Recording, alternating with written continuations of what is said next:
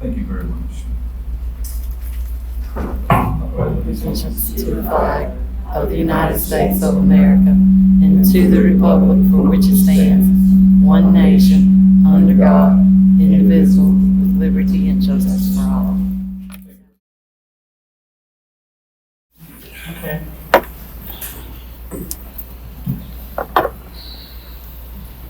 Tonight's meeting includes a public hearing for the adoption of the 2026 general fund budget. This is an opportunity for members of the public to speak specifically to the purpose of the proposed general fund budget. If anyone has signed up to address the board regarding the budget, we will now hear those comments. And I didn't receive any signing card specific to the budget. So we're going to thank everyone for being here tonight and move along in the meeting here. We now come to public comments. We now move to public comments or requests. This portion of the meeting is reserved for citizens to address the board on any item appearing on the agenda. Each speaker is limited to 3 minutes, and the entire comment period will not exceed 30 minutes.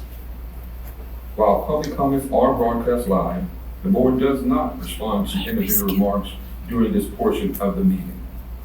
We kindly remind speakers that comments should remain respectful, and complaints involving individual students or personnel should be handled privately with appropriate district staff. At this time, I call for Dr. Myrtle Brown Milton. Topic: consistency in pay for employment, concerned citizen. Before you start the clock, Chairman Moore, Vice Chairman Walker, and Kathy in her absence, I'd like to thank you all for your condolences when I lost my mother. While most of you know me, let me share to those of you who don't. I served 26 years here in HR, and I'm here to address a few concerns that were addressed previously through other means. I asked you to make sure district vehicles are used for district purposes. There's one employee who seems to behave as though they're exempt from this rule, and I've seen this firsthand. Also, I asked you to challenge administration to stop checking boxes just to say a position has been filled. We must look at the needs of all of our schools and all of our students. Some positions require repurposing while others don't. The largest high school in our district with about 61% minority enrollment, to my understanding, have no minority administrators in-house for the 25-26 school year. I also asked you to launch an inquiry into Kelly Services retired employees and respectfully ask that they all be identified and they all implement consistency. I encourage you to inquire about hours that they work and determine who's responsible for the validity of their hours as well as the accuracy of their possible overtime hours. Additionally, the information that's been circulating around about the retirement system requiring Kelly Services employees to pay retirement contributions, I ask that you please dig deeper into that. Finally, I urge you to look into long-standing, high-paid retirees who continue to work from year after year with no interview process and no succession plans. I'm not referring to those high-paid retirees who are truly just helping in to secure a position. I'm speaking about retirees like me, who retired making 6 figures annually. And while I have no financial need or desire to return, these retirees have returned some 5 to 10 plus years post-retirement. They continue to receive their monthly retirement check, as well as they continue to make 6 figures as full-time employees. One top-level retired person in particular has an office with many retirees, and this person seems to have great autonomy to hire who they deem necessary, especially temporary employees. Another top-level retiree has several departments, but in one department, a temporary retired manager has been allowed to remain beyond the initial agreement. This temporary retired person was told in July of 2023 and again in September of 2023 that they would only be placed until a director was hired for that department. The director was hired and reported to work on December 4th, 2023. However, that retired manager is still here almost 2 years later. Board members, With all these district high-level paid retiree positions, there's no surprise we have employees working 2 and 3 jobs to make ends meet. They work extremely hard and yet their pay is extremely low. I realize time is of the essence, but a budget approved tonight should be in favor of and focus on a great increase for our teachers, our school level personnel, and definitely for our classified employees. Anything else should be revisited. Thank you for your time. Thank you very much, Dr. Milton. Next, we will approve the minutes from June 3rd, 2025 meeting. May I have a motion to approve the minutes as presented? So moved. Is there any discussion? All in favor, please say aye. Aye. Any opposers? Motion carried. Thank you very much. We will now adopt today's agenda. May I have a motion to approve the agenda as presented? Second. Is there any discussion? All in favor, please say aye. Aye. Any opposers? Motion carried. Moving right along, adoption of 2025-2026 general fund budget presented by Ms. Lisa Johnson.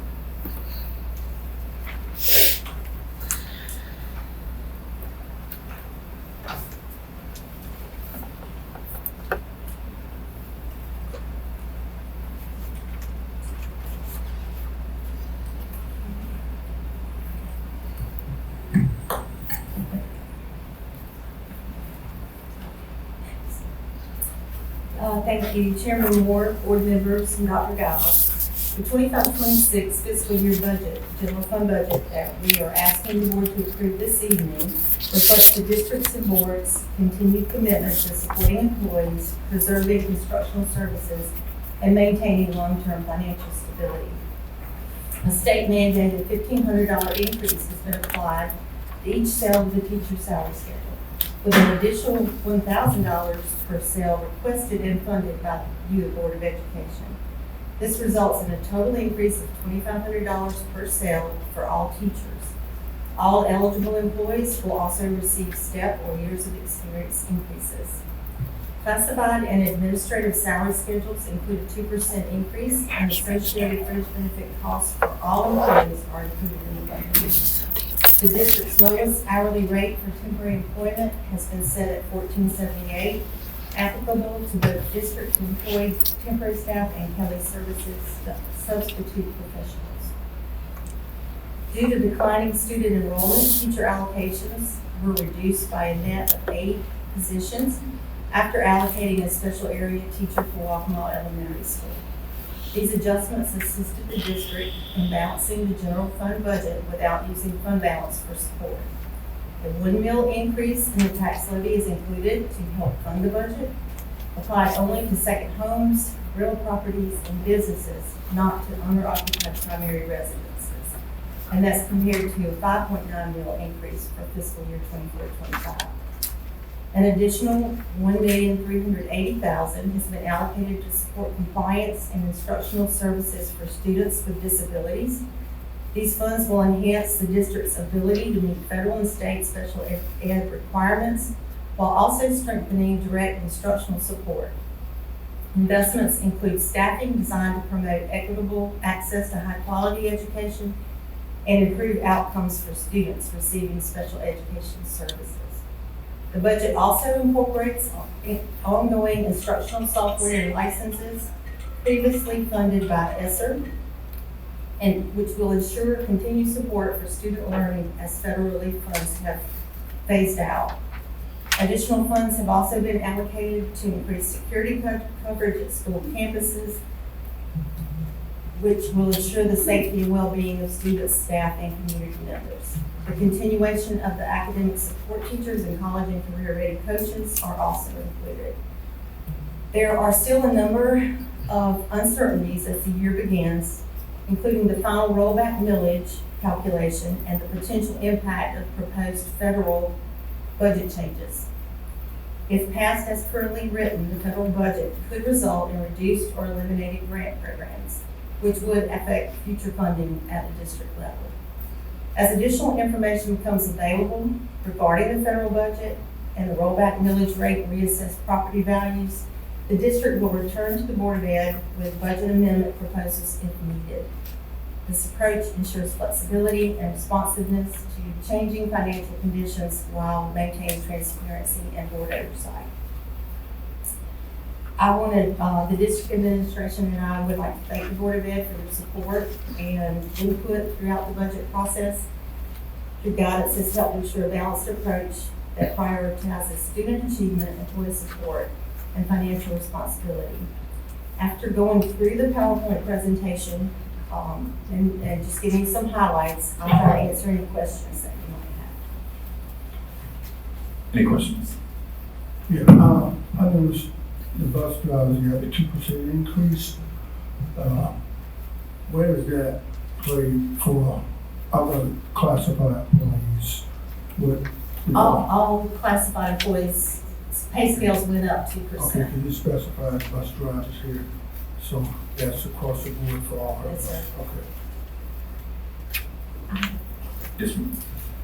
Ms. Johnson, the fund balance that we show of 24 million, Yes, ma'am. does that include the money that have we already earmarked the money for the field house out of this It money? has already been removed and transferred to the capital projects fund. Okay, so that That and is the Carter already taken State care of. project Yes, ma'am. is out of our And the fund balance Waccamaw High School project. already? Okay, Mhm. thank you. You're welcome. Any other questions? I have some comment, but I reserve in regards to the Carver project to the end of the meeting. No other question? May I have a motion to adopt the general fund budget as presented? So moved. Thank you, Randy. It's been moved and properly second. Is there any discussion? And I do have some things that I would like to discuss before I call for a vote. Going through the budget, like I said, this is always the most difficult time of the year for me is when we do budgets.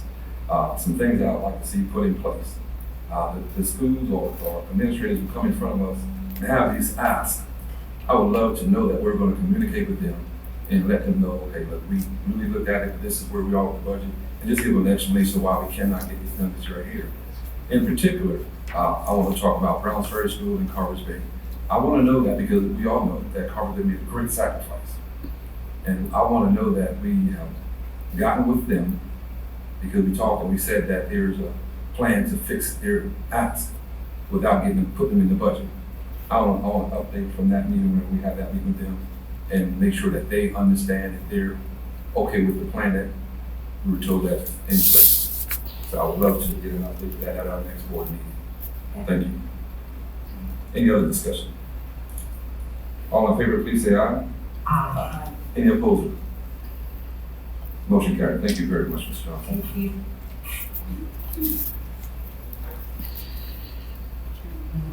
Yes, ma'am. I would like to say, and this is concerning the future next year's budget, I would like to see us set up some more workshops. I'm sorry, I would like to see us set up more detailed workshops, planned out ahead of time, prior to our next what that's doing. So that next year we will be a little bit more informed.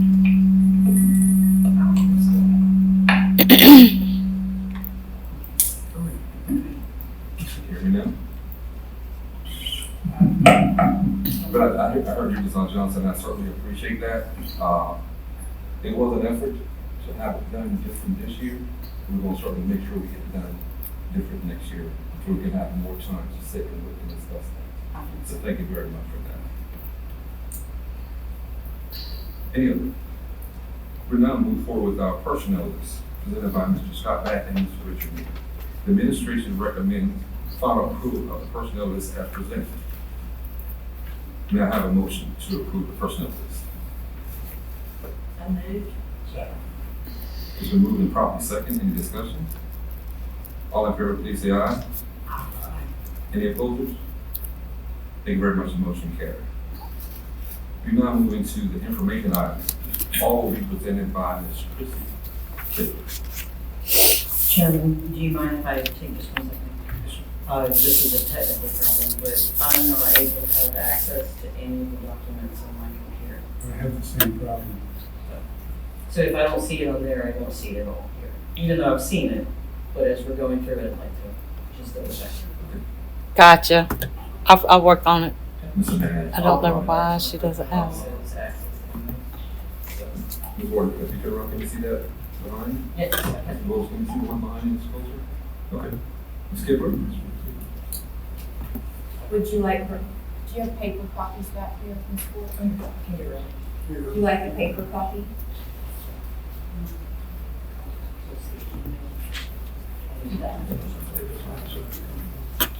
I don't understand why it's not working.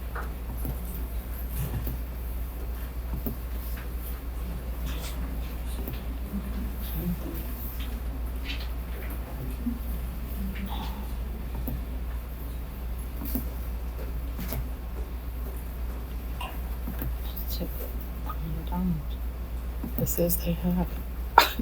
Thank you. In 2024, the South Carolina School Boards Association released suggested revisions to its district wellness and competitive food sales policy and administrative rules.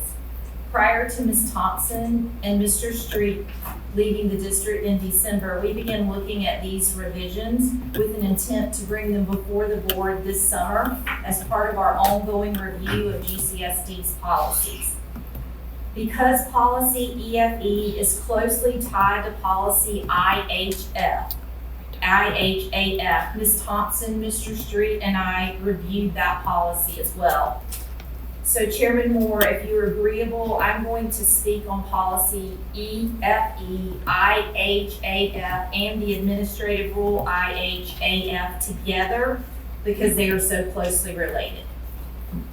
Thank you. Within the agenda, it does start with policy EFE. I'm going to actually start with policy IHAF, healthy and nutritious school environment, because just to keep the flow of the policies and the understanding going, I think for the ease of understanding, starting with that policy, we'll then explain policy EFE.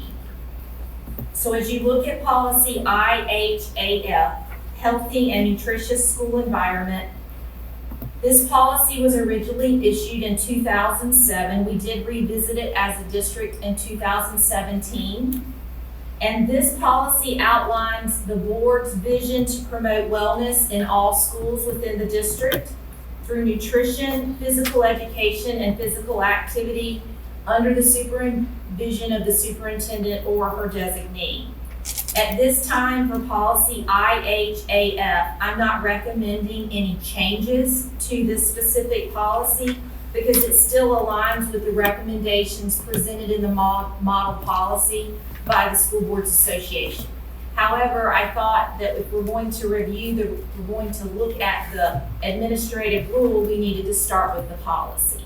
So again, I'm not recommending any changes to policy IHAF. For the administrative rule for IHAF, this rule goes a lot more into a lot more detail on the actual policy. It's going to give specifics on nutrition and nutrition education with an emphasis on the SMART snack standards. It lists the physical education requirements. It stresses the promotion. It stresses promoting wellness in our schools and monitoring and reviewing the policies, which is what we're going to be doing over the next 3 board meetings. There's only one small change that is actually needed to this administrative rule, but it's pretty significant with us moving into EFE. So if you look in the second bullet on the first page, and I'm going to enlarge this, the only change that kind of kept us out of alignment is I'm recommending the removal of the word middle. This policy prohibits, as it's currently written, us from having vending machines that students can access in middle schools. that is not in alignment with the model policy, nor is it currently our practice. So to make sure that this policy is in alignment and that it aligns up with policy EFE, that is the only change that I am recommending to this policy. And as I stated, but I'll share again, Ms. Thompson and Mr. Street did a pretty thorough comparison of the model policy and our policy and administrative rule prior to their leaving the district. And this was the one change that they both pointed out that was needed. So then if you go to policy EFE, that's where you see a lot of changes.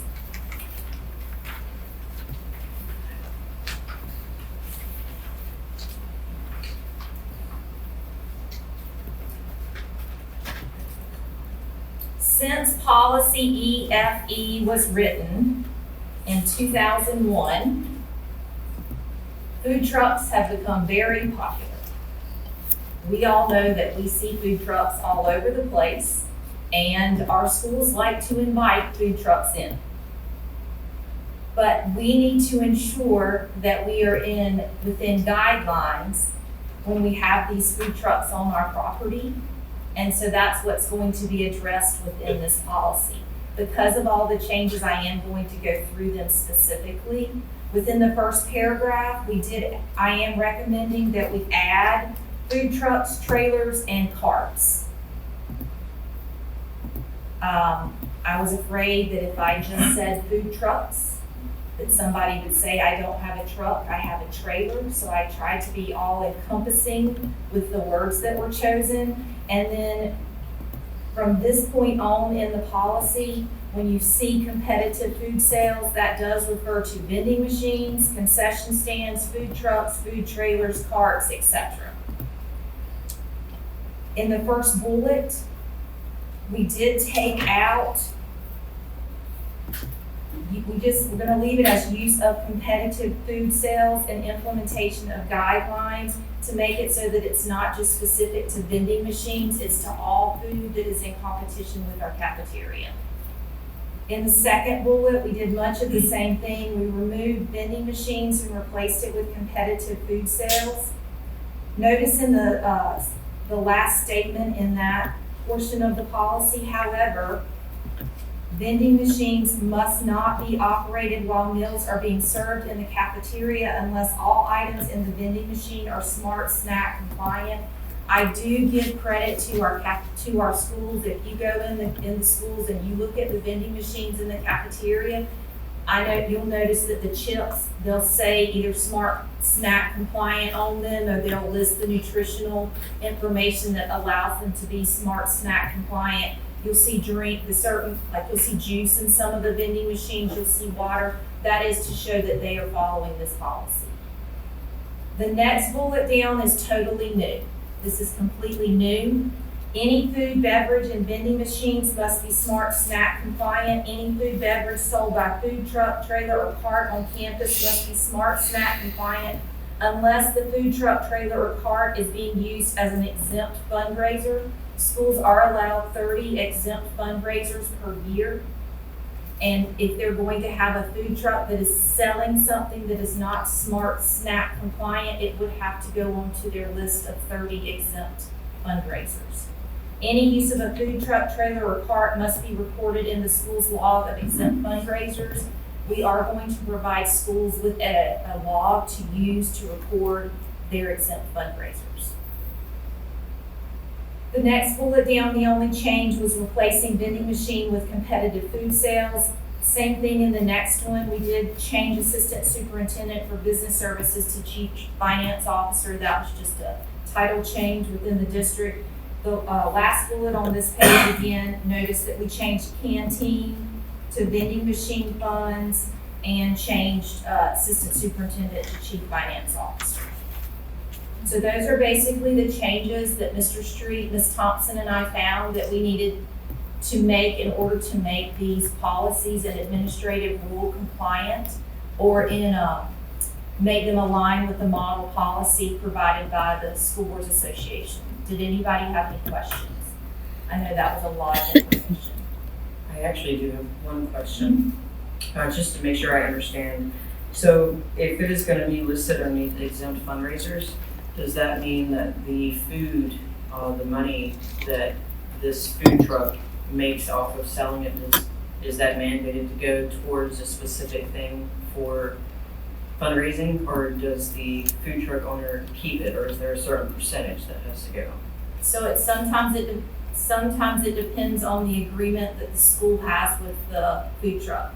There are some, for example, Kona Ice comes in, they work out an agreement with Kona Ice. Each school does an individual agreement with Kona Ice for what percentage of it they get. Unless the school is bringing Kona Ice in to use it for, say, their PBIS rewards, sometimes they'll have Kona Ice come in. Kona Ice is sometimes an easier one to bring in because they do have, say snack compliant juices that you can put, so you don't have to use it as an exempt fundraiser.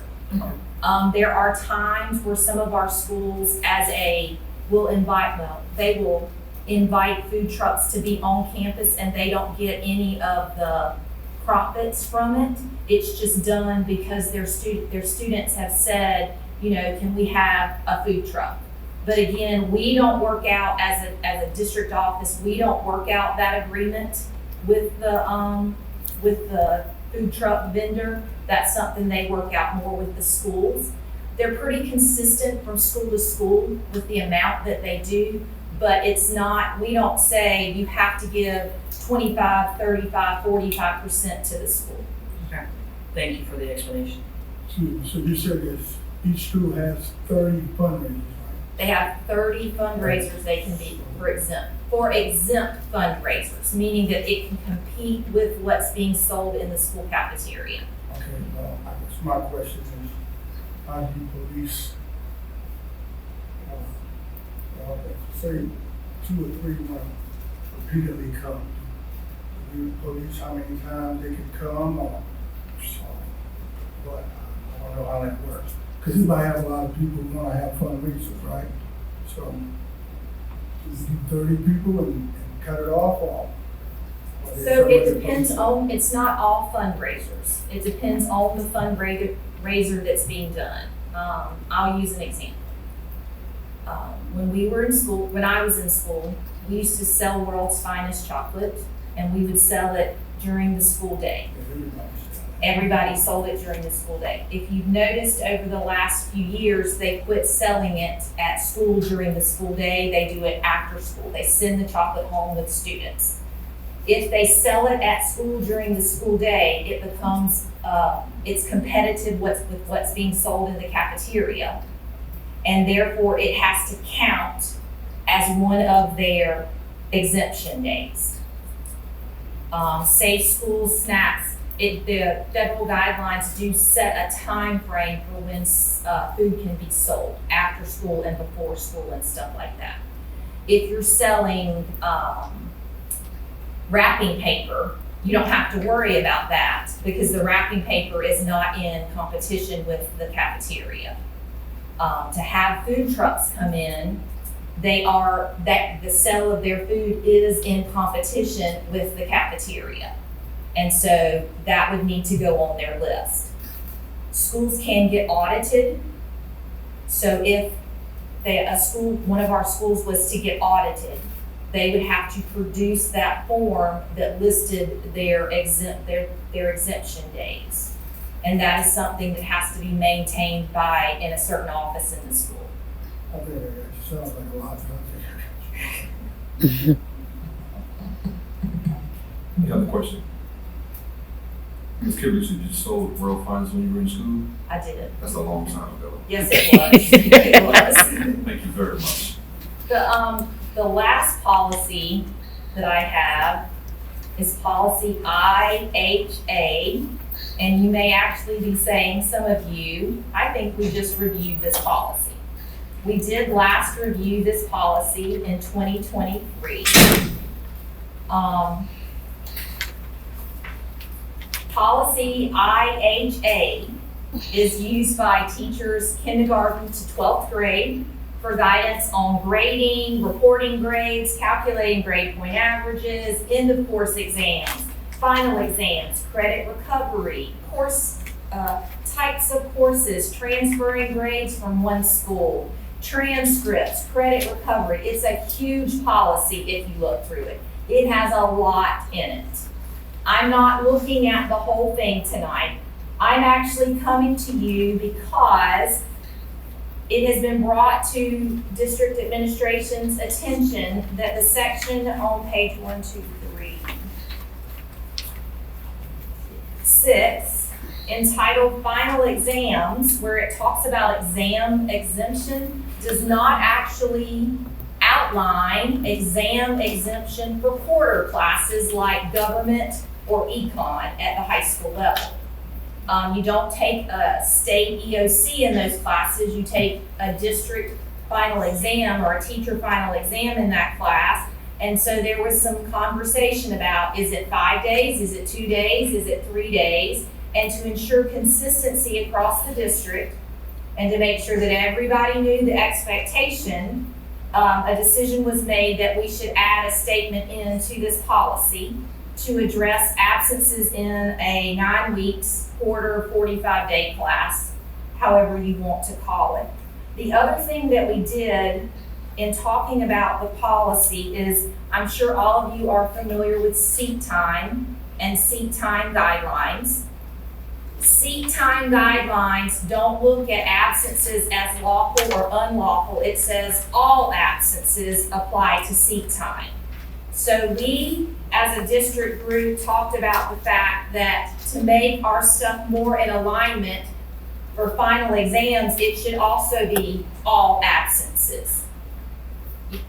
Currently, in our policy, or in our procedures for attendance right now, in a semester-long class, and this is in a semester-long class, you could have 5 absences to count towards seat time, that would count towards seat time.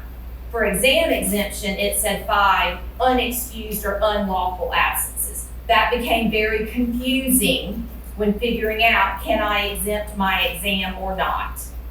For ease of both parents, students, and teachers, our recommendation is that we make our procedures for attendance and our policy for final exam exemption align.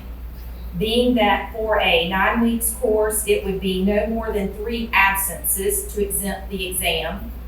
In a block schedule or 90-day course, it would be 5 days or 5 absences. And in a year-long or 180-day course, it would be 10 absences. Again, just removing that word unexcused or unlawful and adding in the requirements for a 9 weeks course. I know that was a lot of words, so does anybody have any questions? Any questions? I have one. Is there a list, I'm sure there is, what mandatory state requirements are for intercourse exams? Would that include like STEM courses? What? End of course exams, so there's, Which exams they can't exempt?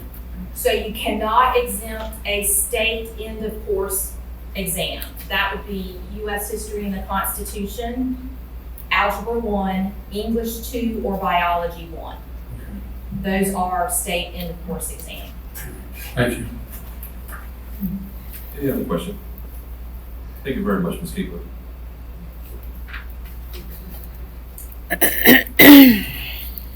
Our last information item on today's agenda is the 24-25 year in review, presented by Dr. Stephanie Gowns.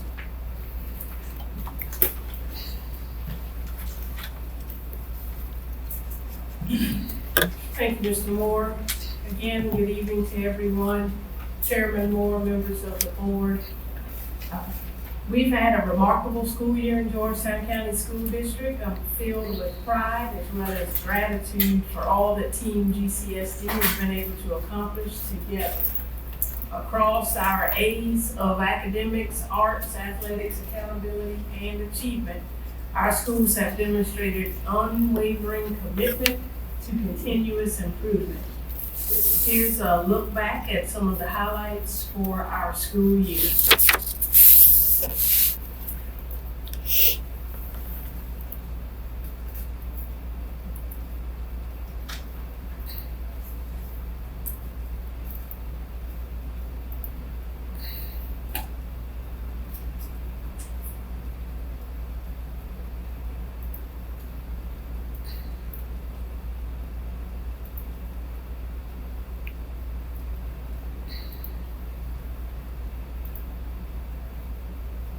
This year, we continued a strong focus on growing the reading. Our educators participated in impactful professional development sessions designed to elevate teaching and learning across all grade levels. We also expanded and embraced the district-wide #GCSD Reads initiative, sparking a culture of reading and relationship. GCSD's dedication to the arts shone brightly throughout the year. Students dazzled audiences during our all-county music performances, showcasing their talents and passion. We made significant investments in our music programs with the purchase of new band instruments. The Beach Gifted and Talented Arts program grew in participation numbers, offering students unique opportunities to explore their creative abilities. Across our schools, visual and theatrical arts programs flourished, giving students meaningful platforms to express themselves creatively through exhibitions, stage productions, and dramatic performances that inspired and united our community.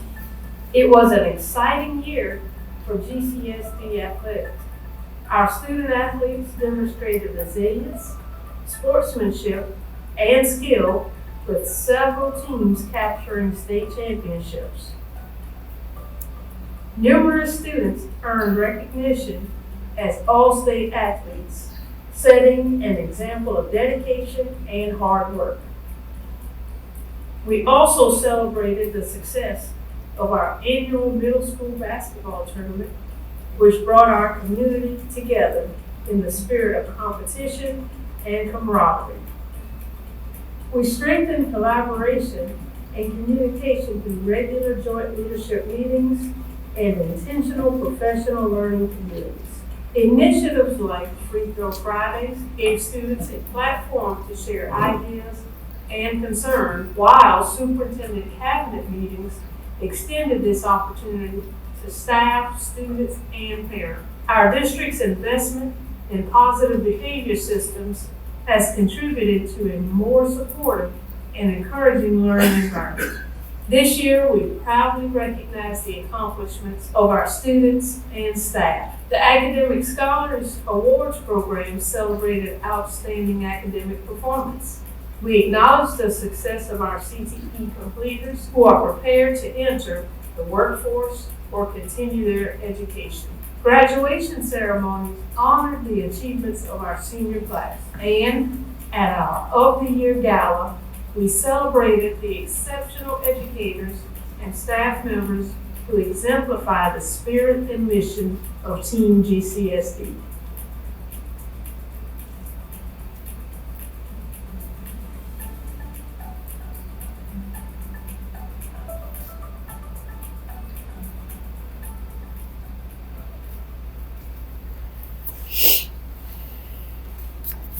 Again, as we reflect on this year of teamwork and continuous improvement, I want you to understand that we do remain inspired by those members of Team GCSD, our teachers, our administrators, support staff, students, and families. We thank them all for making this such a wonderful place to be. Certainly, we are not there yet, but we are working to be better each and every day. So thank you for a successful as well as a positive year. Thank you very much, Dr. Goff.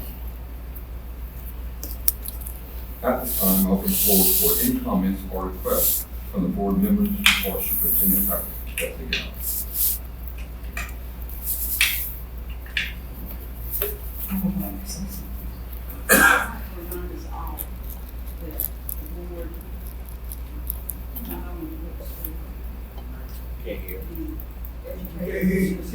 Put your mic down. I was scared it would go berserk again. We not only have the responsibility of worrying about the children and making sure that they get the best education they can possibly get to go forward. And I think we work diligently on that. But we also have a responsibility for safety and security for thousands of people, not just a few. We also have responsibility to the taxpayers and the parents that we spend the money very carefully, that we do not waste a penny, that we look at the budget through a very fine-tooth comb and make sure that every cent that we spend goes back to the classroom.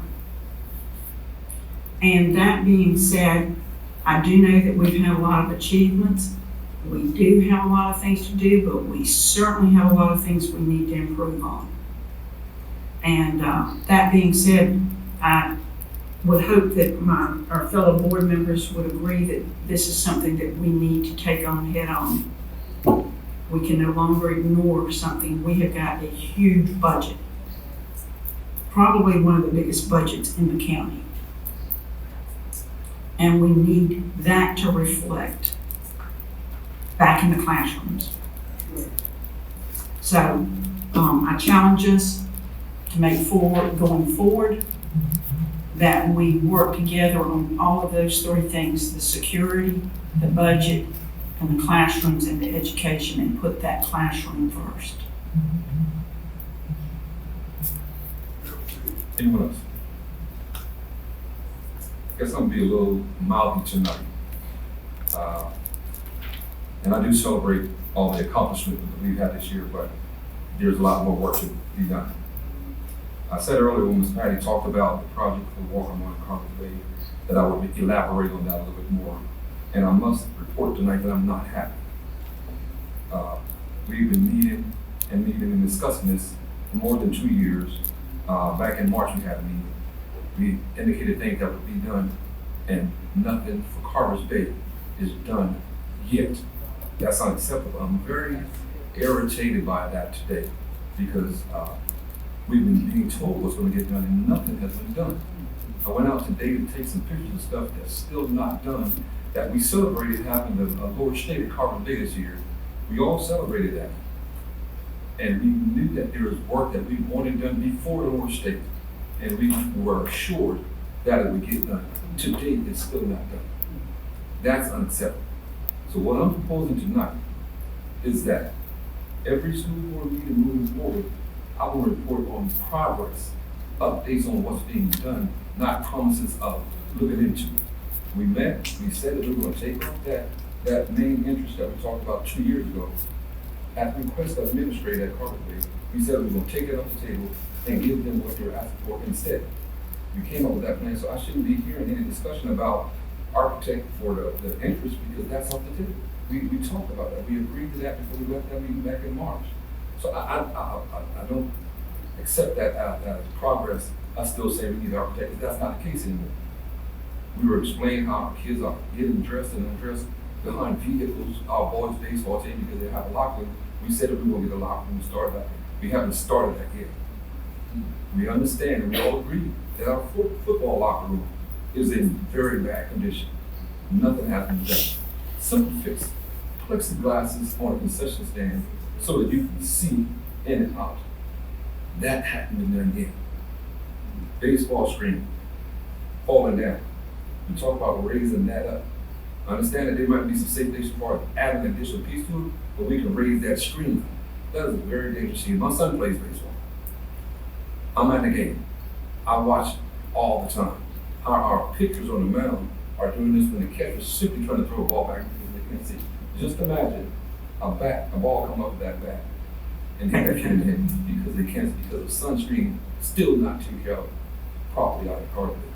When I first came to this board, I felt that Walker was treated differently than Carter Bay area.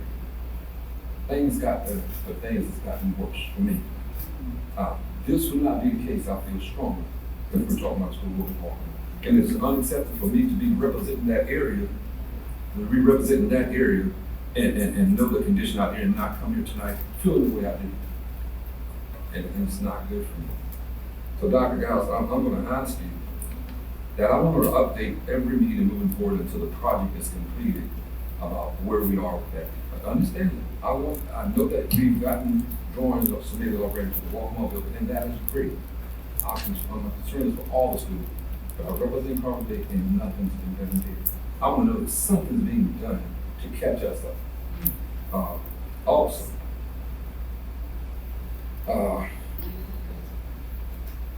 monthly report. Way back, we used to get monthly report sent to us as a board. New board was not sure if y'all experienced it or not, on what each department head was doing. I want to implement that back.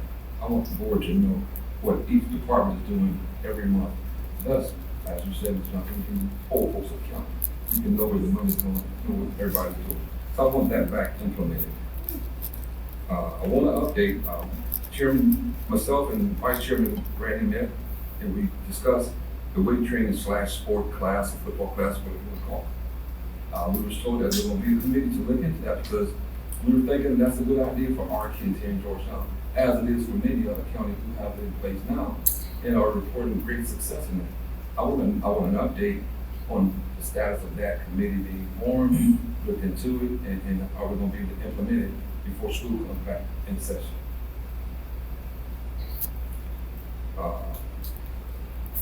I've had some concerns about kids enrollment in summer school. I want to see what it looks like for us since we started the modified schedule. We had these breaks implemented in there that was supposed to give kids an opportunity to get caught up, thus they don't have to go to summer school.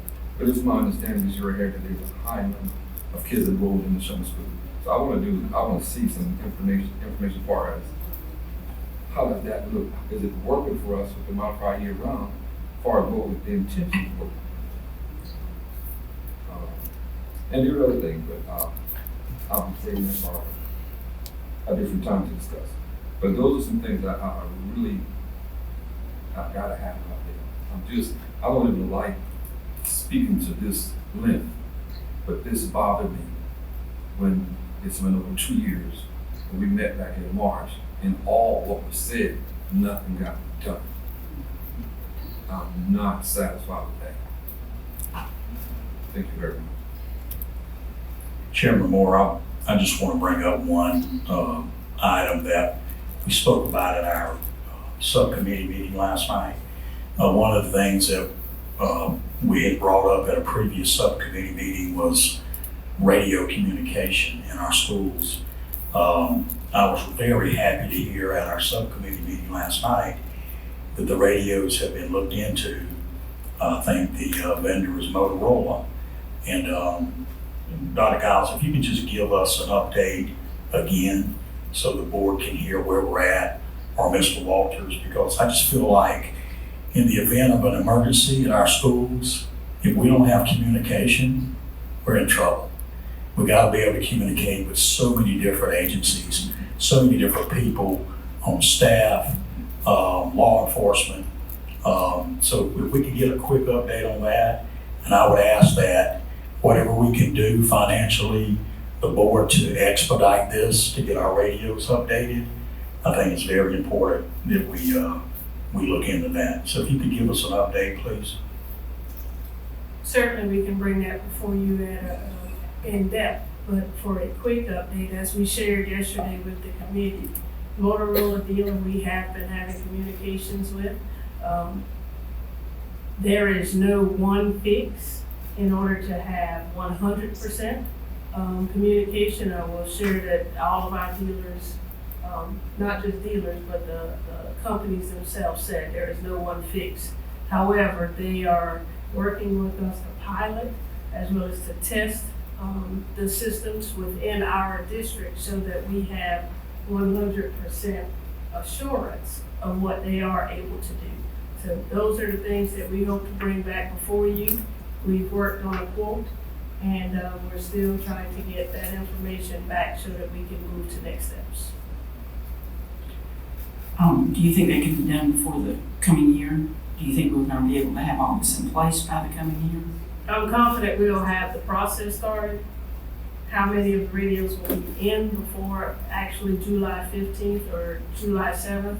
I'm unsure of, but we can have an update as far as the inventory and what will be in by then. Okay, and I would like for everybody to get kind of a brief review. I know that we will be ending up our meetings shortly and we will come before y'all with our conclusion. But to me, that's essential part of communication is essential part of some of the active shooter or anything that's going on within a school. Not only with the outside law enforcement, but with everybody. I mean, from, fire to whatever. That communication is critical to saving lives. I would like to say that with all the notes that we've taken in the sessions that we've had with the safety committee, I did also want to let the other board members know that we are, of course, going to be sharing everything with you that has been discussed, and I will be taking the time to type up the initial report and findings, and we're going to hopefully go over it with our last meeting together to make sure that everything is on point so that way it can be presented to the whole entire board so that way nobody is left out and we can do this moving forward together. And just right quick, certainly want to let you know that I've been on the phone with Robert after every meeting. I know I haven't been at those meetings, but I've been on the phone with Robert after every meeting for an update. And I do want to thank that committee for the work that y'all put in this effort to make our school safer. So thank you very much, and I look forward to getting that report from you.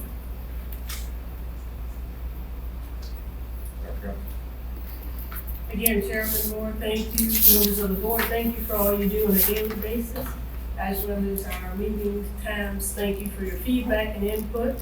Everything that was said, we certainly will take back to our team and bring forward in the format of reports in our upcoming meetings. I will share also that the summertime is oftentimes thought of as a pause within our work schedules, but please know that several of our staff members are working very, very hard. Most recently, I left a presentation. I'm very proud of the team leaders that led that presentation as well as the participation so that we can increase our professional knowledge in order to grow and learn. Next week, we will have end of summer, and that's hard to believe I'm already saying, end of summer performances with our beach arts, music, and drama performances at Georgetown High School on June 25th. We'll share those dates with you as well as publicize those on our social media outlets. I encourage everyone to continue, as always, as I've said throughout the year, kindness matters. Continue to be kind to one another as well as to yourselves. Lastly, I do end on a somber note. I was informed today that we lost a student, Alejandro Bernal Rincon from Waccamaw High School. Sadly, he lost his battle to cancer, but we will continue to uplift Waccamaw High School, but specifically this student's family as they go through these days and times, understanding that it's more than just a moment in time, but it is something that we will forever hold close and dear in our hearts, and we'll continue to uplift this family and the Waccamaw High School, not just high school, the Waccamaw Middle School family, as he was a student at Waccamaw Middle School the years prior to. So we will continue to uplift them in our thoughts. Thank you. And I'd like, guys, if you receive any information as far as any opportunity that we can go with Sherrod's support, please let me know, and I'll certainly encourage I the think, board. please let us know anything we can do. So thank you very much. We will now enter executive session, and I get a motion to enter executive session. So moved. Second. All in favor, please say aye. Aye. We're now in executive session. Thank you.